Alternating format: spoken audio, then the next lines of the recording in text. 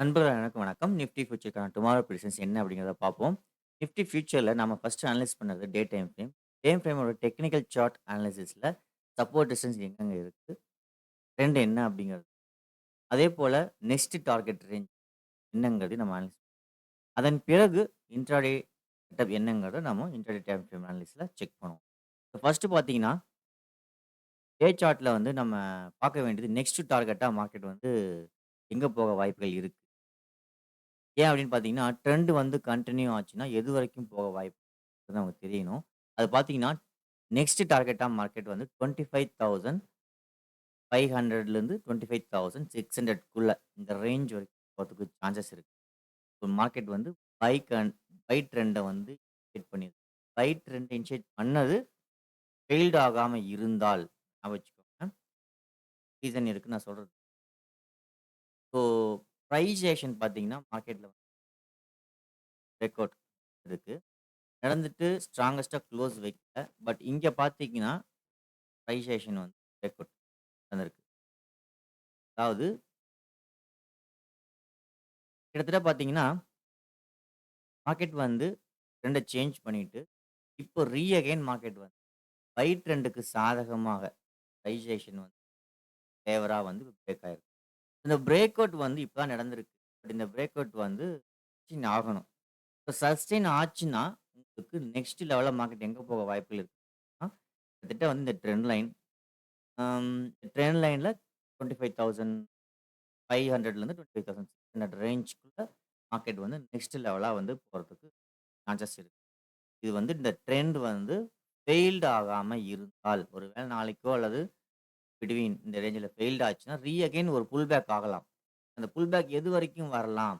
ஆ பார்த்தீங்கன்னா, நியரஸ்ட்டா இந்த பிரைஸேஷன் வரைக்கும் லெவலா வரதுக்கு வாய்ப்புகள் இருக்கு. அதாவது இந்த ட்ரெண்ட் லைன் நான் வரையறேன். சொன்னீங்கன்னா தெரியும். ஸோ இந்த பிரைஸேஷன் லோவுக்கும் ஒரு ட்ரெண்ட் லைன் வரைஞ்சீங்கன்னா, ஒருவேள மார்க்கெட் இந்த ஹைல வந்து ஃபெயில்டு ஆயிடுச்சு அப்டின்னா, அகைன் மார்க்கெட் வந்து இந்த ட்ரெண்ட் லைன் சப்போர்ட் எடுக்கிறது. அதாவது எங்க இருந்து பை ஸ்டார்ட் ஆச்சோ, அந்த ஏரியாக்கு சான்சஸ் இருக்கு. அது எப்படி என்னங்கிறத நம்ம இன்ட்ராடே டைம் ஃப்ரேம் அது ஃபெயில்ட் ஆச்சுன்னா, அந்த ஃபெயில்டு எப்படியெல்லாம் உருவாகலாம்?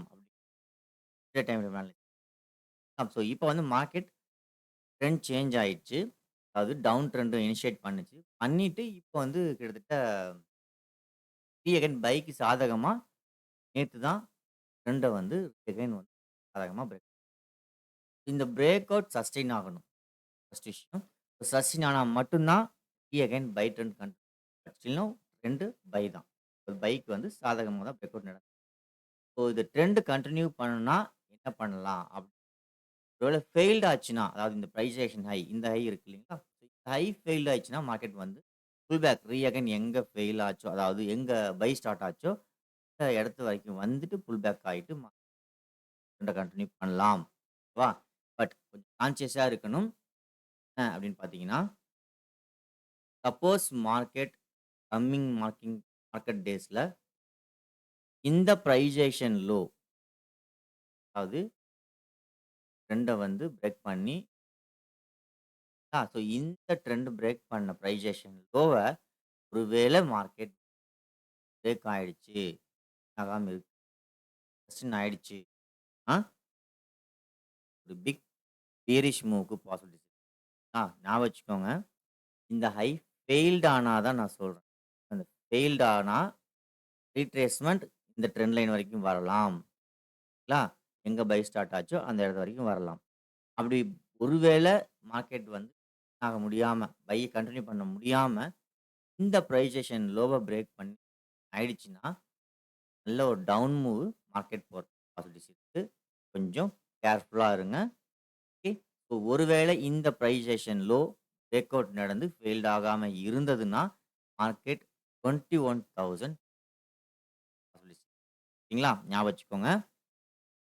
இப்ப 2 பைக்கான டார்கெட் ரேஞ்ச் வந்து 25,500லேருந்து 25,000 பாசிபிலிட்டீஸ் இருக்குங்க அப்படிங்கிறத டே டைம் ஃப்ரேம் ஷோ பண்ணுது.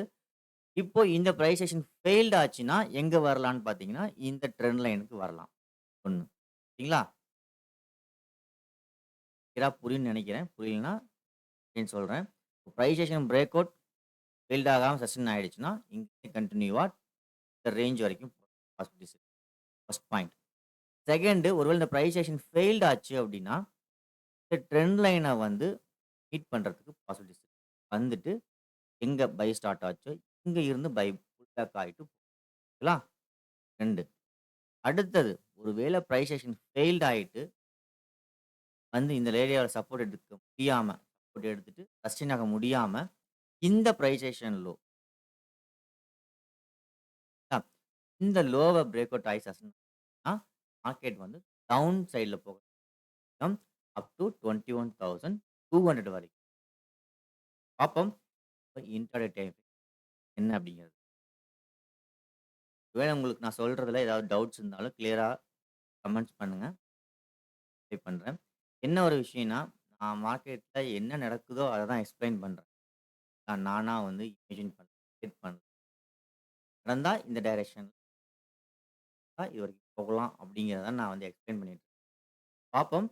இங்க வந்து டே டைம் ஃப்ரேம்ல இன்னும் என்ன அப்படின்னு பார்த்தீங்கன்னா, கிட்டத்தட்ட வந்து 7 டேஸ், 8 டேஸா வந்து இந்த பிரைஸ் ஆக்ஷன்ல சைட்வே பிரேக். அதான் சொல்றேன். கேர்ஃபுல்லா இருங்க. இப்போ எப்பயுமே மார்க்கெட் வந்து ரேஞ்ச் பவுண்ட் ஏரியா உங்களுக்கு நல்லாவே பார்த்தீங்கன்னா தெரியும். ஏரியா வந்து சைட்வே. ஆ சைட்வே பிரேக் அவுட்ட நேத்து, அதாவது ஃப்ரைடே தான் பண்ணியிருக்கு. சைட்வே பிரேக் அவுட் சஸ்டெயின் ஆயிடுச்சுன்னா ஓகே. ஒருவேளை சஸ்டெயின் அப்படின்னா டவுன் சைட் வரைக்கும் வந்து பேக் ஆகலாம். டவுனும் ஆகலாம். Maximum price action sideway break out failed ஆயிடுச்சுன்னா, டவுன்ல போறதுக்கு கொஞ்சம் கேர்ஃபுல்லா இருங்க. பைல இருக்கவங்களுக்கு. ஸோ எதுக்காக சொல்றேன்னா, கான்ஷியஸ்க்காக தான் சொல்றேன். ஸோ பை போகாதுன்னு நான் சொல்லல. செல் போகாதுன்னு நான் சொல்லல. சைட்வே பிரேக் அவுட் ஃபெயில்ட் ஆக தான் சொல்றேன். ஸோ இந்த தடவ ஃபெயில்ட் ஆச்சுன்னா, அகைன் டவுன் மூவ் கன்டின்யூ ஆகறதுக்கு ஒரு வேளை டவுன் இந்த இடத்துல வந்து ஃபெயில்ட் ஆகாம, நெக்ஸ்ட் டே மண்டே வந்து கன்டின்யூ நம்ம இந்த ரேஞ்ச வந்து ஃபோக்கஸ் பண்ணலாம். Okay. So next intraday time frame பார்ப்போம். இன்ட்ராடே டைம் ஃப்ரேம் அனாலிசிஸ்ல பார்த்தீங்கன்னா, இந்த முக்கியமான பாயிண்ட்ஸ் இருக்கு. அத லைன் நான் டிரா பண்ணிக்குவோம். ஸோ கரண்ட்ல மார்க்கெட் வந்து ஒரு வேள பை போகுற மாதிரி, பைக்கான பிரசன்ட் டார்கெட் மீன்ல 25,600 ரீச் பண்றதுக்கு முன்னாடி என்ன டார்கெட்ஸ் ரேஞ்ச் பார்ப்போம். ஸோ ஃபர்ஸ்ட் பார்த்தீங்கன்னா, இந்த ட்ரெண்ட் லைன். 2வது பார்த்தீங்கன்னா, அ 3வது டார்கெட் பார்த்தீங்கன்னா, அதாவது மார்க்கெட் இங்கிருந்து பை வந்து இனிஷியேட் பண்ணியிருக்கு. நான் என்ன சொல்லியிருந்தேன்றத இன்ட்ராடே டைம் ஃப்ரேம் ஏற்கனவே என்ன சொல்லியிருந்தேன். இந்த லெவலுக்கு மேல மார்க்கெட் வந்து பிரைஸ் ஆக்ஷன் கால் ஆப்ஷன்ல அதர்வைஸ் அந்த சைடு ஃபோக்கஸ் அதையும் நான் சொன்னேன். ஸோ 24,300 ரேஞ்சுக்கு மேல பிரைஸ் ஆக்ஷன் நடந்து பிரேக் ஆனா மட்டும் கால் ஆப்ஷன் சைடுல ஃபோக்கஸ் பண்ணேன். பிரேக் அவுட் நடந்தா தான் கால் ஆப்ஷன் கன்டின்யூ ஆகும்னு நான் சொல்லியிருந்தேன். ஸோ நேத்து ஃப்ரைடே பிரைஸ் பிரேக் அவுட் ஆச்சு. நாம இந்த சைடு ப்ராஃபிட்ட வந்து book of the day continue பண்ணல. ரீசன் இருக்கு. என்னங்கிறத நம்ம வந்து காமிச்சிடலாம். இப்போ இங்க பிரேக் அவுட் ஆனது டார்கெட் எதுவரைக்கும் டார்கெட் வந்து அ 24,850 இந்த ட்ரெண்ட் லைனும் பார்த்தீங்கன்னா தெரியும். இந்த ட்ரெண்ட் லைனும் இந்த மேல உள்ள ரெசிஸ்டன்ஸும் பாயிண்ட்டா ஆக்ட் ஆயிட்டு இருக்கு. ஸோ 24,850ல மார்க்கெட் வந்து ரிவர்ஸ் ஆகறதுக்கு மீன்ஸ் கரெக்ஷன் ஆகறதுக்கு சான்ஸ். ஆ. அடுத்தது ஒருவேளை இந்த லெவலுக்கு மேல மார்க்கெட் கன்டின்யூ ஆச்சுன்னா 25,100 வரைக்கும் செகண்ட் டார்கெட்டும். நெக்ஸ்ட் பார்த்தீங்கன்னா 25,600 போறது 3வது டார்கெட் ஆகும். அ ட்ரெண்டுக்கு வெயிட் பண்ணிட்டு இப்போ இப்போ மண்டே மார்க்கெட் எப்படி ஓப்பன் ஆனா என்ன கேர்ஃபுல்லா இருக்கும். இதுல வந்து இம்பார்ட்டன்டான ஒரு விஷயம். பிரைஸ் ஆக்ஷன் ஒருவேளை அகைன் டவுன் போறதுக்கு சான்சஸ் இருக்கு. ஒருவேளை இந்த ஏரியால டவுன் ட்ரெண்டுக்கு சாதகமா பிரேக் ஆனா மட்டும் டவுன் ட்ரெண்ட்ல ஃபோக்கஸ் அதாவது புட் ஆப்ஷன்ல ஃபோக்கஸ் பண்ணலாம். அடுத்தது இந்த டார்கெட்ட ஒரு வேள கேப் அப் ஆயி மார்க்கெட் ரீச் ஆயிட்டு, இந்த ட்ரெண்ட் லைன்ல அதாவது இந்த ரெசிஸ்டன்ஸ்ல இந்த ரெசிஸ்டன்ஸ் 2மே ரெசிஸ்டன்ஸ் தான். ரெசிஸ்டன்ஸ்ல பிரைஸ் ஆக்ஷன் டவுன் ட்ரெண்டுக்கு சாதகமா பிரேக் ஆச்சு அப்படின்னா, அகைன் மார்க்கெட் இந்த ட்ரெண்ட் லைன் அதாவது நான் சொன்ன மாரி டே டைம் ஃப்ரேம் சொன்னேன். மார்க்கெட் வந்து கிட்டத்தட்ட எங்க பை ஸ்டார்ட் ஆச்சுங்களா, வந்து பை ஸ்டார்ட் ஆச்சோ இந்த ஏரியாவுக்கு இந்த ட்ரெண்ட் லைன்